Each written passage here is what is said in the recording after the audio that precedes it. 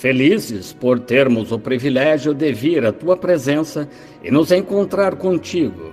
E, ó Deus, que possamos ter companheirismo esta noite ao redor da palavra escrita. Que o Espírito Santo inspire tudo o que for feito ou dito. Pedimos para a glória de Deus, em nome de Jesus. Amém. Podem sentar-se. Quase me pegaram de surpresa. E olhando daqui para um irmãozinho do Arkansas, daquele grande estado do Arkansas. E o que o irmão está fazendo aqui nesta região fria, afinal? Bem, em todo lugar aonde vou, encontro gente do Arkansas. Foi um dos primeiros lugares a que fui, depois que parti de St. Louis, onde estivemos no auditório Kiel, e fui para o Arkansas. E não me esqueço daquelas pessoas, de como vieram. Houve 28 mil pessoas em Jonesboro, disse o jornal, e acho que a cidade tem uma população de 8 ou 10 mil. Por 48 quilômetros ao redor da cidade não havia nada vago. Todas as casas de fazenda estavam ocupadas e montavam tendas e coisas tais, e pessoas morando nelas, e sob velhas caminhonetes, e pessoas chovendo. Se chovia, as pessoas ficavam segurando pedaços de lona e jornais sobre seus doentes, esperando que recebessem oração. Não fazia diferença se recebessem nesta semana ou na seguinte. Quando fosse, estaria bem. Estão vendo? E lembro-me lá de Corning. O irmão mora perto de lá, não mora? Corning? Parece... Vi algo lá que acho que talvez Dwight Moody ou Sankey ou alguns desses viram em seus dias. Eu fiquei lá num local desabitado, retirava-me e ficava lá orando sozinho antes do culto. Via pessoas chegando por aquelas estradas poeirentas, indo ao culto à tarde, e observava as moças bonitas de 16, 18 anos, carregando os sapatos e as meias debaixo do braço. Antes de chegarem lá, elas se sentavam, tiravam o pó dos pés e calçavam as meias e sapatos. Só tinham um par e tinha de durar, mas realmente amavam ao Senhor. Alguns dos milagres mais notáveis que já vi serem realizados nos Estados Unidos foram feitos lá. E quero voltar ao Arkansas um dia destes só para ter momentos de companheirismo de verdade, a antiga, junto à palavra e do povo de Deus. Agora, estamos um pouco adiantados esta noite e assim vamos ler um pouco da palavra eterna de Deus, como de costume. E creio que disseram aqui que teríamos o irmão já anunciou o café da manhã ministerial e tal? Sim, certo. Tudo bem, então. Queremos ler esta noite no livro de Gênesis. E quero que ouçam enquanto lemos o capítulo 11, versículo 5. Então desceu o Senhor para ver a cidade e a torre que os filhos dos homens tinham edificado. E o Senhor disse: Eis que o povo são um. Quero falar esta noite sobre a unidade da união. Agora, enquanto entramos direto na palavra para esta exortação, e agora é surpreendente pensar como as pessoas vistas aqui eram um. E vocês sabem, esse é o plano de Deus. Deus quer que as pessoas sejam um. E é estranho pensar, mas o diabo tenta colocar seu plano em prática e fazer com que as pessoas sejam um sob seu plano. Agora, Deus tem um plano e o diabo tem um plano. E então, o diabo está tentando colocar todas as pessoas sob seu plano, enquanto Deus está tentando fazer com que as pessoas sejam um sob seu plano. Logo, há dois grandes espíritos no mundo. Um deles é o diabo. O outro é Deus. O diabo tem mensageiros, Deus tem mensageiros, e temos liberdade de fazer nossa escolha. A quem nos rendermos é de quem seremos servos. Mas se notarem como eu estava pregando domingo passado sobre a sede que há nas pessoas, do ser humano. Deus fez o homem para ter sede, mas ter sede dele. É por isso que a sede foi colocada no homem. Mas o diabo vem e perverte isso e faz com que o povo tenha sede dele, com as coisas do mundo. A Bíblia disse: se amais o mundo ou as coisas do mundo, o amor do Pai não está em vós. Então, vejam, o diabo perverte.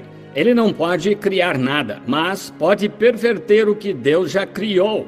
O diabo não é um criador, é só um pervertedor da criação original. E o que é pecado? É a justiça pervertida. Quantos entendem isso? Estão vendo? Bom, só queria saber. Sou sulista e estamos acostumados com um pouco mais de reação. E o povo do norte é conservador e estive no sul por tanto tempo que vocês têm de se acostumar com meus modos do sul, ou eu com seus modos yankees. Mas quero que saibam que ganhamos a guerra. Sim, não discutimos isso. Há um sulista vivo e nenhum yankee, portanto, vencemos a guerra.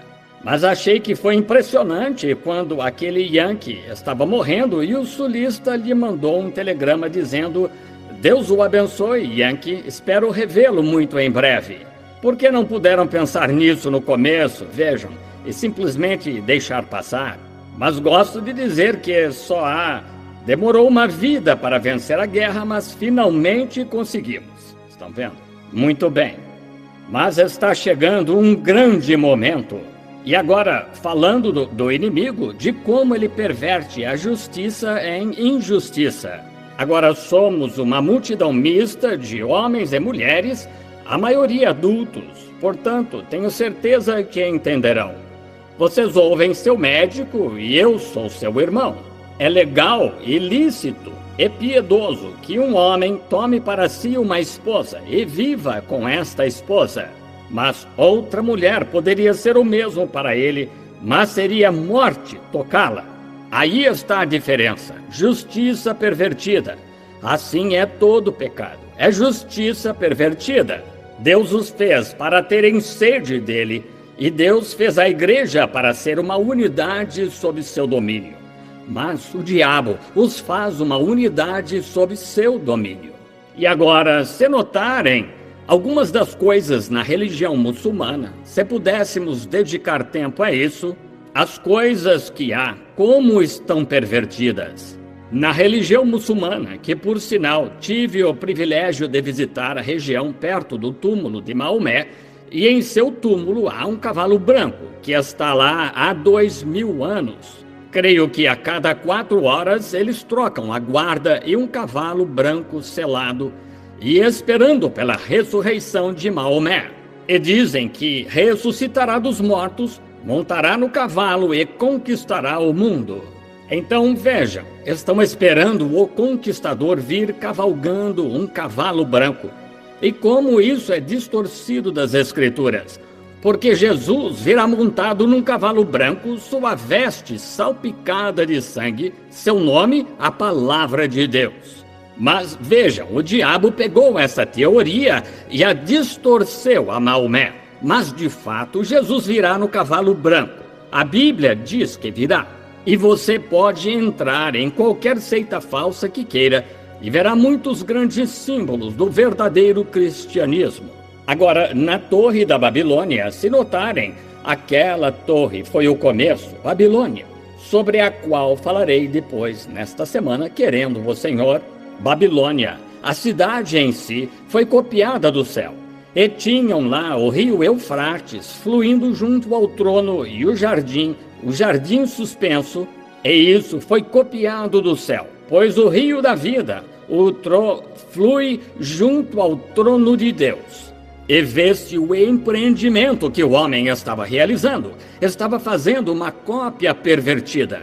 Então, nesta grande coisa, tinha um homem chamado Nimrod, e Nimrod estava subjugando todas as demais cidades e a nação a um grande domínio, mostrando que é uma teoria feita pelo homem, só uma cópia.